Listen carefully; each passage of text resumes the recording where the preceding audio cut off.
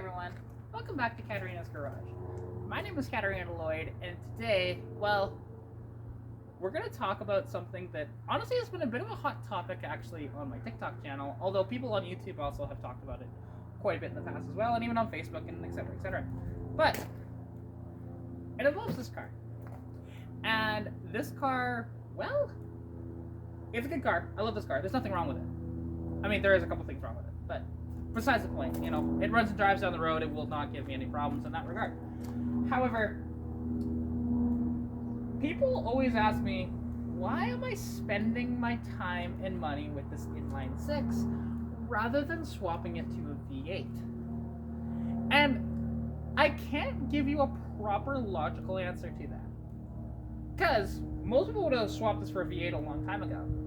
But I don't know, there's something about the unique factor of this engine that makes it a very enticing prospect for me to build this out. And my goals are not exactly super lofty. While being naturally aspirated, I'd like this thing to beat up on stock Aero GT box bodies. And considering this car when it was bone stock only weighed 2,680 pounds, it's a possible goal without really going too nuts with the motor. But let's go over what all I've done to this car and what are the plans for this car in the future. So, with this car, like I said, it has its original 200 cubic inch inline 6 under the hood. You know, we got the HEI distributor, got the Leyland Global 2.25 inch rad, got the Optima battery, have the 2-barrel carb conversion, albeit it's only with an adapter to the 1-barrel intake. It's got the T5 manual swap. It has an 8.8 rear and 355s in it. Those are the main sort of performance modifications to this car. And the thing is, so there are two plans that I have for this thing. The first one that I will do before the other one. Even though it doesn't make much sense financially, no, it doesn't. But let's explain it. So this head, I actually want to get it pulled off. I want to get it repaired because there's a little issue over here where we actually had to torch it, and there's a bit of damage to the thread area on the back where the header goes in, and there's one bolt that needs to be extracted from the head itself. So with that in mind, get that repaired. But then I do want to get this head decked to, instead of having it run 8 to 7 to 1 compression, I'd like to run it somewhere around 9.5 to 1 compression. So that, you know, it will actually increase performance, not by a ton. It would only make maybe an extra 10 or 15 horsepower that way. But then get them to do the 2-barrel conversion properly without this, you know, aluminum adapter here, right? That's what I want to do. And then that would also add an extra about 15 horsepower instead of having the adapter, just have it machined into the head that way.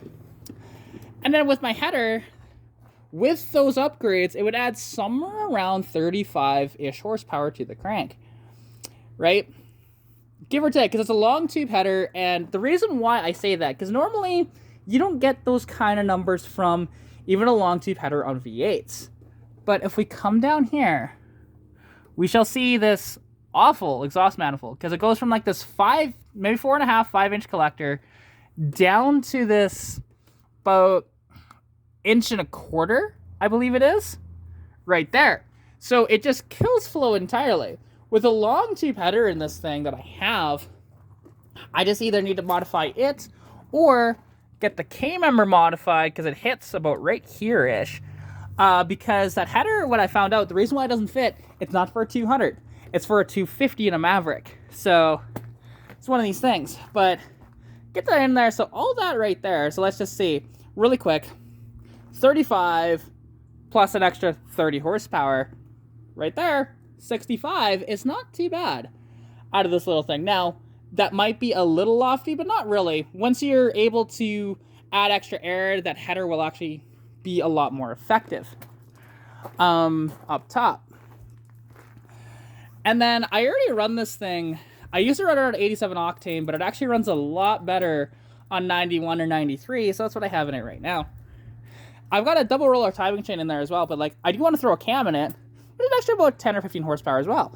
So we're at about 70, 75-ish horsepower that I could add to the crank anyways, to go from about 115 right up to around 180 to 190. To the wheels, it only end up being around 160. You know? And that's a huge upgrade considering this car right now only makes 91 wheel horsepower. Hell, even if all those upgrades only got it to 150, I'd be ecstatic with that. And get the torque to where it's 185 foot-pounds to the wheels, get it to around 230, 240. That would be awesome. And at that point, I'm actually in the territory of the stock 5-liter carb cars, like the early versions of these, you know, Fox bodies with the 5-liter in them. And, you know, it would be an interesting prospect, and it's something that I really, really want to do.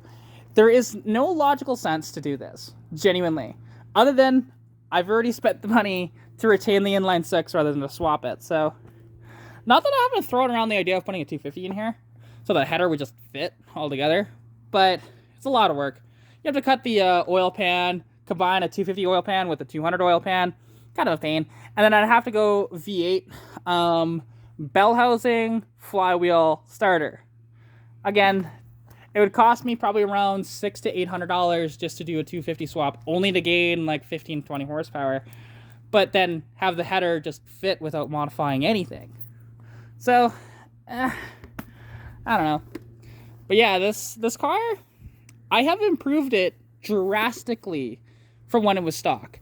Because this car, when I got it, when it was bone stock, it would do a 0 to 60 miles per hour in only, what was it? I think it was 18 and a half seconds, if I remember correctly. And my last 0 to 60 that I did, without these big tires on it, dropped that down to 14.35 seconds. So already what I've done has vastly improved the car. Is it fast? No. But it is a lot of fun.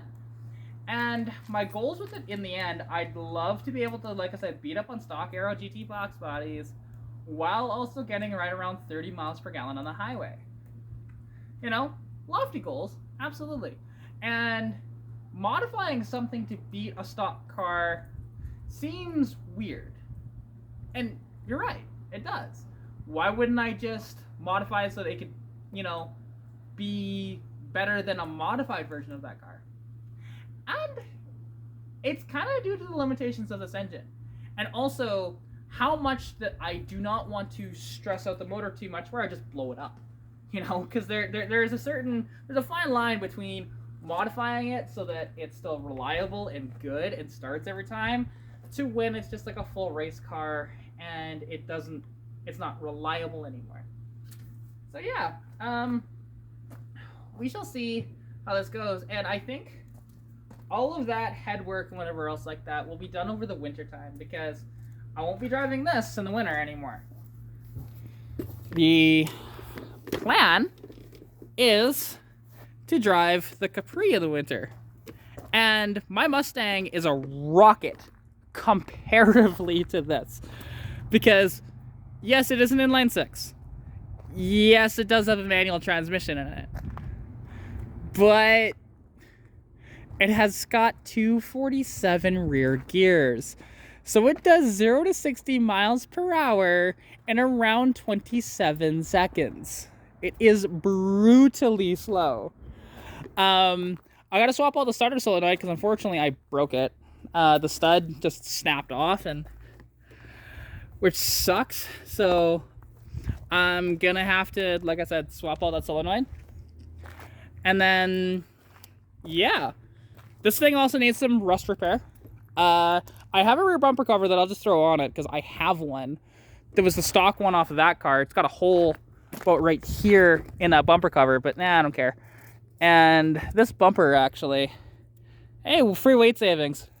Starting to rust out a little bit here and there. So I should just take a grinder to it, spray it all the way down, you know, grind it all the way down, and then just throw a quick little lick of paint on it. There's so much dirt and shoot like that. Wow, I really need to take this thing to a car wash. But, yeah, no. And this car is awesome. Like, it runs amazingly, surprisingly, after it's sat in the field for over a decade. It's got the best steering wheel that they ever put on Fox bodies, which is cool. It's already got an old Learjet stereo in it, you know, from like the late 80s into the early 90s, which is cool.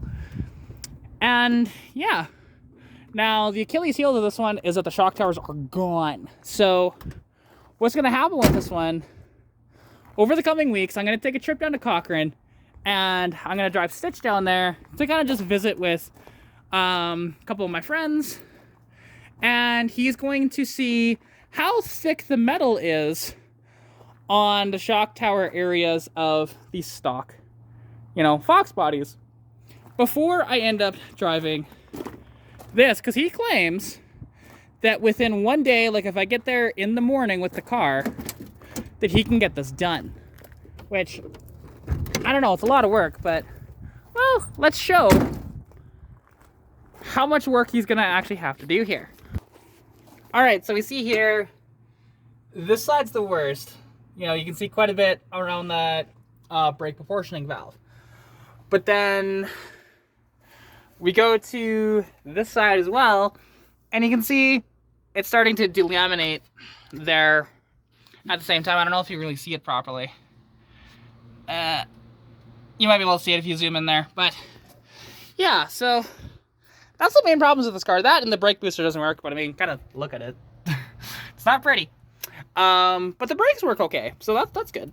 You know, it could use probably, you know, a set of brakes, but really not too bad. And this car is surprisingly good other than that. Like, it does have its rust, like the doors are gone completely. Like, you can see, you know, bottoms of the doors are gone, and tops of the doors are even worse. You know, like, I've never actually seen the inner structure of the door like that. So yeah, actually that's not the inner structure, that's the rubber.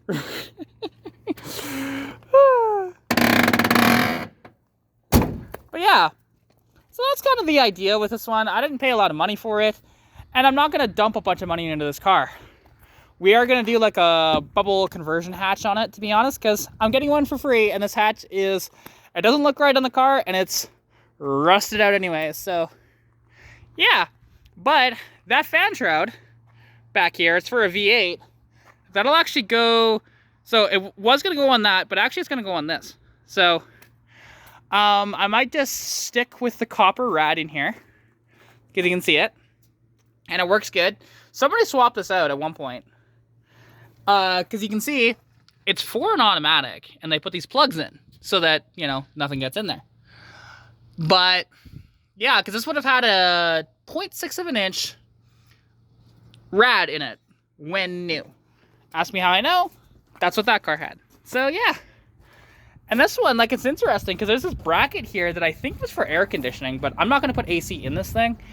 But it is kind of cool that, you know, it's got that bracket, and, you know, my brain kind of turns as to if I took this bracket off completely, you know, put this on Stitch, and then try and adapt a supercharger on here, that'd be kind of cool. But is that going to happen? Probably not.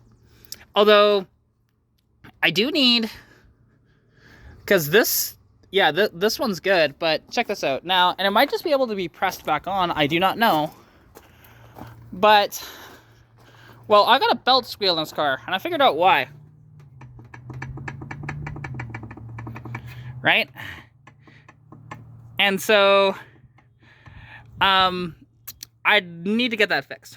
But, anyways, thank you so much for tuning into the video. Hope you did enjoy. Subscribe to the channel if you haven't already. And, yeah, it'll be an interesting journey with this car. It's gonna cost me a decent amount of money to do what I want to do. And then there's this whole DIS injection system that might happen to that car in the future. It's gonna be a while, because if he was local, it'd be easier, but my buddy that wants to do it is down in California. So, well, somebody wants to ship a motor for free. So anyways, take care, and I'll catch you in the next one. Peace out.